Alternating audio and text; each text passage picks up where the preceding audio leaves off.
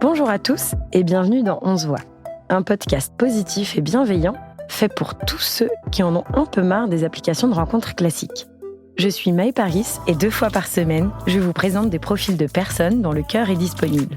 Si la voix de mon invité du jour vous séduit, rendez-vous à la fin de l'épisode. Adrien est mon invité aujourd'hui. Comment tu vas, Adrien ? Écoute, très bien, et toi ? Très bien, merci beaucoup. Sur une échelle de 1 à 10, comment est-ce que tu noterais cette journée jusqu'ici ? 8. Ok, c'est plutôt une bonne note. Ouais, j'enlève les 2 points de la météo. Ok. Parce que j'aime quand il fait beau et je me dis que fin mai, début juin, il devrait faire beau. Trop bien, mais tu à as part raison. ça, bonne journée. Ok, sinon plutôt optimiste. Qu'est-ce que tu as mangé ce midi ? Oula, pas grand-chose. Une espèce de bar repas rapidement. Ok, tu manges pas le midi ? Si, mais ça dépend du temps que j'accorde à mon repas du midi, on va dire. D'accord, et t'arrives à tenir jusqu'au soir ? Ça dépend. Ok, très bien, d'accord. Je m'attendais pas du tout à cette réponse. Non, c'est un petit truc que j'ai grignoté. Je ne mangerai plus ce soir. Ok, très bien, très bien. Physiquement, si ça peut éclairer nos auditeurs et auditrices, tu me disais qu'on te comparait très très souvent à Pierre Gasly. Oui. En effet, je dois, pour te voir en vrai, en chair et en os, je dois attester que c'est vrai. Tu es arrivé avec un look full jean, veste en jean, pantalon en jean. Tu as une barbe de 2-3 jours qui est quand même malgré tout plutôt bien taillée. Tu es souriant et tu as les cheveux courts et bouclés. Est-ce que tu... Ah, et je vois que tu as plein de bracelets aussi. J'ai un peu de bracelets. Une montre et des bracelets. Est-ce que tu es à l'aise avec cette description ? Plutôt à l'aise, oui. Très cool. Et on a déjà parlé de ton sosie officiel, donc on va s'arrêter là pour le physique. Tu me disais dans ta présentation pour participer au podcast que tu étais sudiste. Oui. D'où est-ce que tu viens exactement ? Je viens d'une ville dans le sud qui s'appelle Draguignan. Je ne sais pas si tu connais. De nom. Entre Nice et Marseille, pas très loin de Saint-Tropez. D'accord, ok. C'est la grosse ville, grosse ville. La moyenne ville à côté de Saint-Tropez. Très bien, donc tu as grandi là-bas. Ouais, de ma jeunesse, on va dire, de mon enfance, jusqu'à ce que je parte en études, un peu partout. Ok, très bien. Et qu'est-ce que ça fait de vivre dans une station qui est un peu balnéaire ? C'est pas balnéaire parce que c'est à 30 minutes de la mer, mais c'est cool parce qu'il fait beau toute l'année. C'est ce qui me manque le plus à Paris. Et en plus, t'as accès à la mer, t'as le ski pas loin. Enfin, c'est vraiment cool comme coin. C'est magnifique aussi, les gorges du Verdon, tous ces trucs-là. Oui. Du coup, moi, j'adore. Et j'y reviens le plus possible, surtout l'été. Tu y retournes souvent et plus tard, t'aimerais y vivre ? Ouais, mais pas tout de suite, parce que niveau travail, c'est quand même pratique, Paris. Ouais, c'est central, quoi. Ouais. Et quand tu étais enfant, de quoi est-ce que tu avais peur ? De quoi est-ce que j'avais peur ? J'ai souvenir d'une fois dans un supermarché d'avoir perdu ma mère parce que j'étais en train de lire des BD. Ok. J'ai pas vu le temps passer. J'étais en mode un peu paniqué. Ok, peur d'être abandonné à ce moment-là. Au supermarché, ouais. Est-ce que tu as eu le droit au fameux « Le petit Adrien est attendu par sa maman » Je pense en que j'ai eu 8. beaucoup de fois ce jour-là. Ah ouais, Ouais. Ah mince, ça a été vraiment une vraie... Disons que plusieurs fois, je me perdais je me perdais. J'allais me balader au rayon des bandes dessinées et après j'entendais l'appel et je rentrais.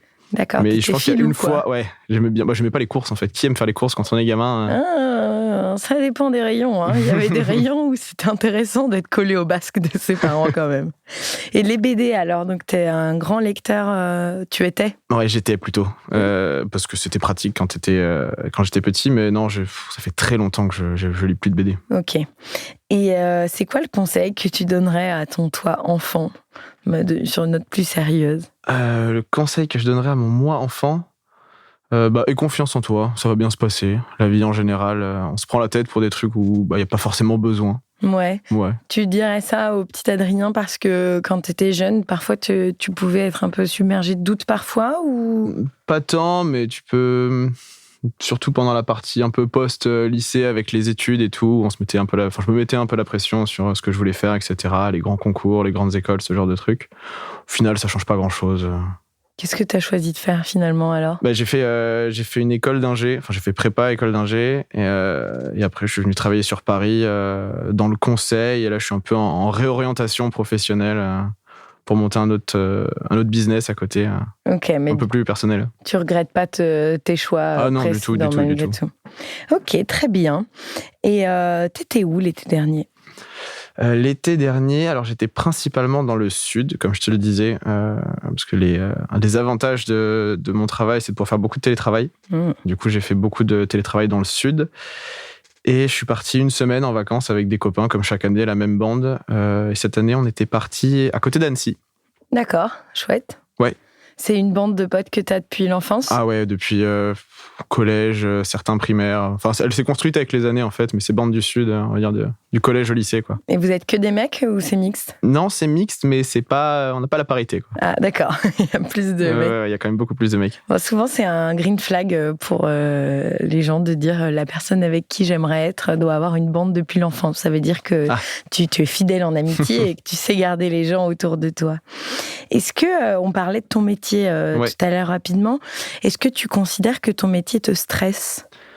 Je suis pas quelqu'un de stressé du tout. D'accord. Du coup, non. Donc ça empiète pas trop sur ta vie privée, quoi. Non. Super. Et le soir, quand tu finis de travailler, qu'est-ce que tu fais ? Qu'est-ce que je fais ? Plein de choses, en fait. Ça dépend des jours. Ça peut être du sport, ça peut être souvent, surtout quand il fait beau, aller boire des verres avec des copains. Ça peut être jouer de la musique. Enfin, ça dépend vraiment des jours, en fait. De ce que j'ai prévu. J'ai un agenda assez chargé, en fait. T'as quand même dit plusieurs activités. Ouais. Donc, c'est quoi ton rapport au sport ? Tu fais quoi comme sport ? Ça dépend. J'ai beaucoup fait de tennis l'année dernière. Cette année, je me suis découvert une passion pour la course. Du coup, je vais beaucoup courir, entre 2 et 3 fois par semaine. Ce qui est plus facile parce qu'à Paris, on m'avait dit que jouer au tennis, c'était hyper compliqué, que les cours étaient remplis. Ouais, faut anticiper et réserver une semaine à l'avance, c'est un peu galère à chaque fois. Alors que la course, c'est un peu plus... Tu prends tes chaussures, tu pars. Ouais. Et la musique, tu joues d'un instrument ? Ouais, je joue de la guitare principalement. Et j'ai fait un concert... pour l'anecdote, samedi, dans un bar, 1745 à Batignolles. Super, et un concert de toi tout seul, guitare ? Non, c'est en gros, c'était un peu exceptionnel. Quand j'étais au lycée, j'avais un groupe de musique avec les mêmes gens dont je parlais, là, de ma bande de copains.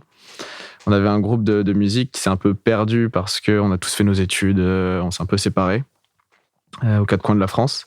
Et c'était un peu la réunion après 5 ou 10 ans là, sur Paris. On a réussi à se croiser, à faire jouer dans un bar, quoi. Et c'était vraiment super cool. Super. Donc, toi, t'étais à la guitare. Ouais, moi, j'étais à la guitare.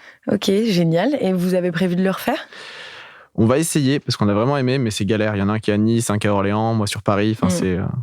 Et être face à une foule comme ça te fait flipper ou au contraire, tu te sens dans ton élément ? C'est du bon stress, on va dire. Parce que il y a forcément une petite part de stress, mais moi, j'aime bien. Ouais. Et tu considères que tu es quelqu'un de timide ou pas vraiment, du coup ? Non, pas trop. Ok, très bien. Est-ce que tu peux prendre ton portable, s'il te plaît ? Et je veux bien que tu me parles du prochain événement que tu as enregistré dans ton calendrier. Alors... Déjà, est-ce que tu es du genre à noter tes événements dans ton calendrier ou oublier ? Non, je vais même te montrer. J'ai un agenda partagé avec mon coloc. Waouh ! Où on sait tout ce qu'on fait.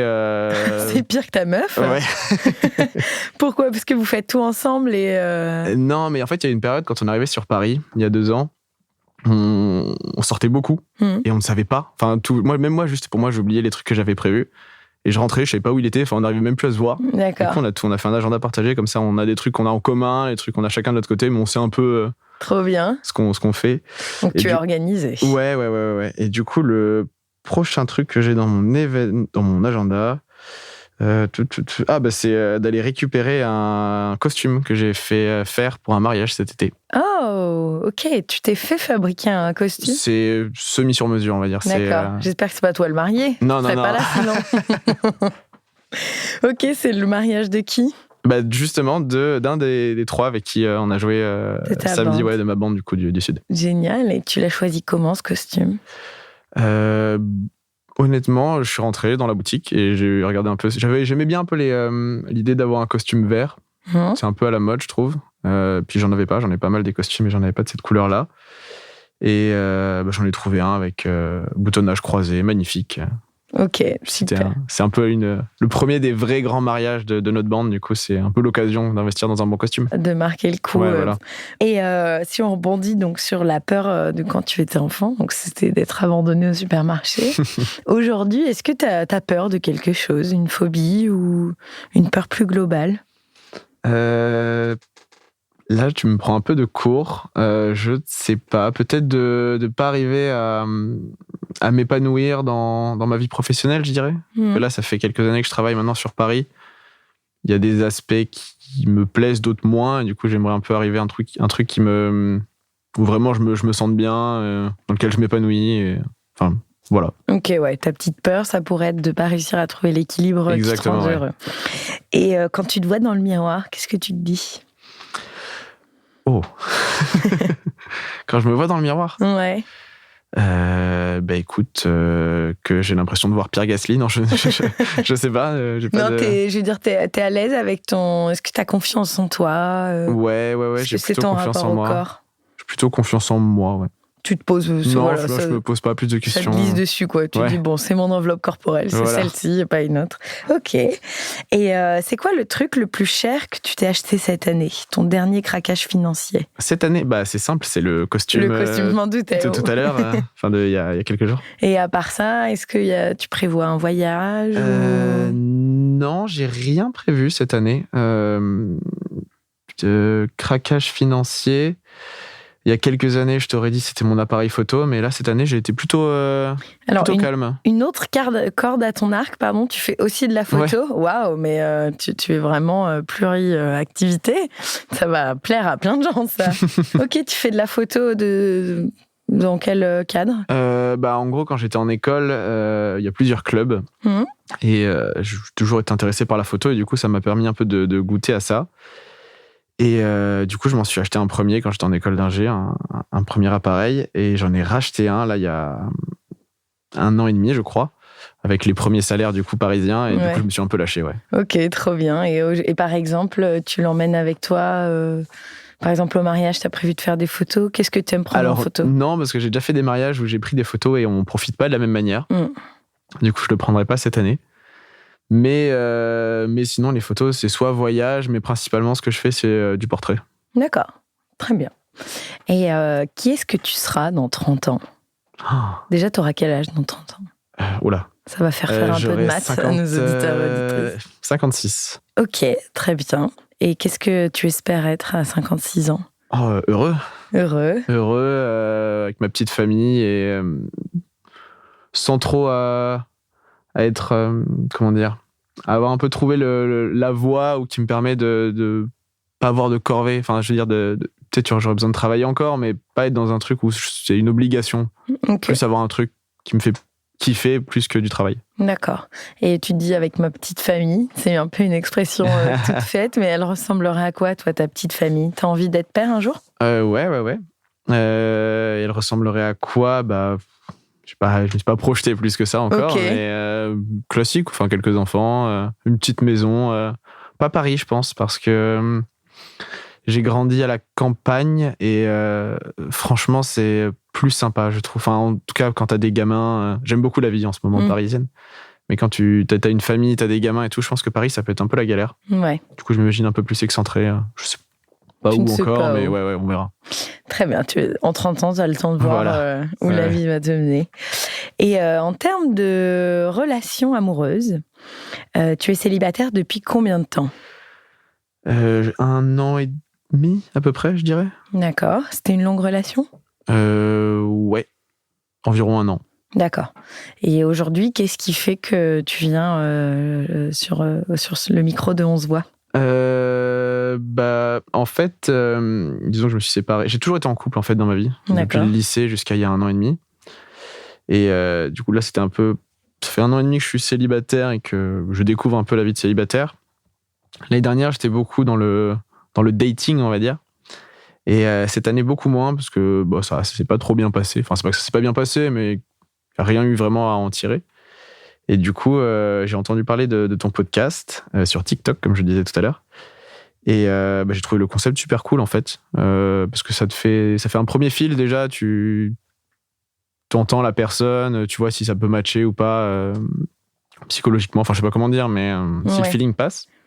Et le côté, mettre de côté, du coup, l'apparence physique et aller un peu à l'encontre du speed dating ou de toute l'offre qui est présente sur les applis de rencontre. Qu'est-ce que ça représente pour toi ? Pourquoi est-ce que tu as envie de faire des rencontres d'une manière différente ? Déjà, de base, moi, j'ai jamais été fan des applis. J'ai utilisé Tinder 1 ou 2 fois dans ma vie, mais franchement, je n'utilise pas. Et je trouve que même, c'est pas juste de se baser sur le physique, je pense que c'est pas forcément le mieux. Enfin, ça va pas apporter à des trucs forcément très concrets. Et du coup, ouais, le fait, comme je te le disais, peut-être de mettre ça de côté, juste de voir parce que quand quelqu'un parle, on apprend à la connaître aussi et on voit un peu on se doute un peu de qui on aura en face. Je sais pas, je pense les expressions, la manière de parler. Si les gens sont à l'aise, les actifs. Enfin, même, là, on parle, on voit un peu les activités, les passe-temps, ce genre de choses. Et ça compte pour toi, c'est utile, plus global. Et du coup, là, toi, aujourd'hui, t'es dans quelle démarche t'as envie de te poser plutôt ? Ouais, je pense, ouais. Ok, très bien. Et donc, tu parlais du fait que tu avais un peu arrêté de dater. Mais quand tu datais, qu'est-ce que tu aimais faire, toi ? Moi, c'est souvent un premier verre pour voir le feeling, comment ça se passe. Tâter le terrain. Ouais. Et quand tu disais que ça ne s'est pas toujours bien passé, est-ce que tu veux nous raconter une anecdote un peu foireuse ? Oh. Si t'en as pas en tête, qu'est-ce qui faisait que ça le faisait pas en général ? Soit le feeling passait pas d'un côté ou de l'autre. Globalement, c'est ça. Ouais, et tu avais comme une impression de perte de temps. Ouais. Et c'est quoi la chose la plus incroyable ou étonnante que t'as fait pour pécho quelqu'un ? Du moins que t'as essayé, même si ça n'a pas abouti. La chose la plus incroyable, j'ai pris des cours de danse. D'accord. Ouais. Pour choper quelqu'un ? Ouais. Alors, raconte-nous l'histoire. C'est une fille qui me plaisait beaucoup mais qui, on se voyait pas tant que ça. Et du coup, un jour on parlait, on s'est dit j'ai envie de faire de la danse, c'était du hip-hop. Et je me suis dit, allons prendre des cours de hip-hop. Et du coup, on a pris des cours pendant quelques semaines, comme ça. C'est elle qui voulait en faire à la base ou... Ouais. Et tu l'as suivi. Est-ce que tu as réussi à choper à la fin, du coup ? Non. Merde. Mais au moins, tu sais faire du hip-hop. Au moins, j'ai les bases, on va dire. Très bien. Ok, donc tu es prêt parfois aussi à sortir de ta zone de confort pour partager des moments avec la personne qui te plaît, quoi. Ouais. Et objectivement, étant donné que tu m'as dit que tu as été en couple très longtemps dans ta vie, tu es obligé de pouvoir me répondre. Quel est ton principal défaut quand tu es en couple ? Alors là, tu me mets la pression. Mais mon principal... Si tes ex écoutent et que tu dis pas ce qu'elles t'ont toujours reproché, elles vont dire que tu es de mauvaise foi. Mon principal défaut, je ne sais pas. Peut-être le fait que quand je suis, on va dire, occupé, je peux mettre du temps à répondre parfois. D'accord. Quand je suis dans des trucs, quand je suis avec des potes ou que je suis en train de boire un verre ou je sais pas, et je peux un peu mettre mon téléphone de côté.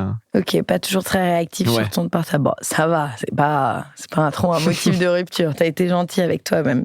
Mais c'est bon à noter pour les personnes qui pourront t'écrire. Est-ce que tu es prêt pour que je t'enchaîne de questions rapides ? Ouais. Est-ce que tu es maladroit ? Non. La dernière fois que tu as dansé ? Hier soir. Pour ou contre manger une raclette à ton mariage ? Contre. Tu es souvent à découvert sur ton compte bancaire ? Jamais. Tu te considères comme romantique ? Ouais. Ta couleur préférée pour des sous-vêtements chez une fille ? Blanc. Est-ce que tu peux dater quelqu'un qui fait des fautes d'orthographe ? Non. Concert ou festival ? Festival. Est-ce qu'il y a des plats bizarres que tu fais qui montrent que tu n'as aucun respect pour le patrimoine gastronomique ? Ouais. Un de mes trucs préférés, c'est du jambon avec de la mayonnaise. Ouf. Est-ce que ça t'arrive souvent d'être en colère ? Non, jamais. Est-ce que tu as déjà eu un rapport sexuel sur ton lieu de travail ? Non. Tu préfères perdre toutes tes photos ou tous tes contacts ? Tous mes contacts. T'écoutes tes vocaux juste après les avoir envoyés ? Toujours. Est-ce que tu apportes une importance au fait d'avoir une belle voiture ? Pas du tout. Ok, bon, donc tu n'as de bière Gasly que l'apparence physique alors. Merci, on arrive à la fin de notre échange. Est-ce que tu veux nous en dire un peu plus sur la personne que tu recherches ? Son âge, la localisation, le rythme de vie ? Sur son âge, environ le mien. Donc en 56 moins 30. On laissera les auditeurs faire le calcul. Ok, âge et qui sont à Paris, peu importe pour toi. Paris, c'est plutôt pratique, je pense. D'accord, t'as pas de critères de caractère ou de physique Non, de plus. on verra si qui est intéressé par ma voix. Très bien. Écoute, les portes sont ouvertes, mesdames. Merci pour toutes ces confessions. Mais merci à toi. Et merci aux auditeurs et auditrices qui nous ont écoutés jusqu'au bout. Si le profil d'Adrien vous intéresse, si vous avez toujours rêvé d'être avec un mec à la fois sportif, musicien et photographe, si son flegme et sa confiance en lui naturelle vous attirent, et si sa ressemblance avec Pierre Gasly vous donne terriblement envie de le rencontrer, rendez-vous dans l'interface J'ai un crush vocal de notre page Instagram 11 voix. Adrien vous lira attentivement et choisira ou non de donner suite à votre message. Et vous, chers auditeurs et auditrices, n'oubliez pas de nous mettre 5 étoiles et de vous abonner à 11 voix pour ne rater aucun prochain épisode. Merci Adrien et à bientôt. Eh bien, merci à toi. À bientôt dans 11 voix.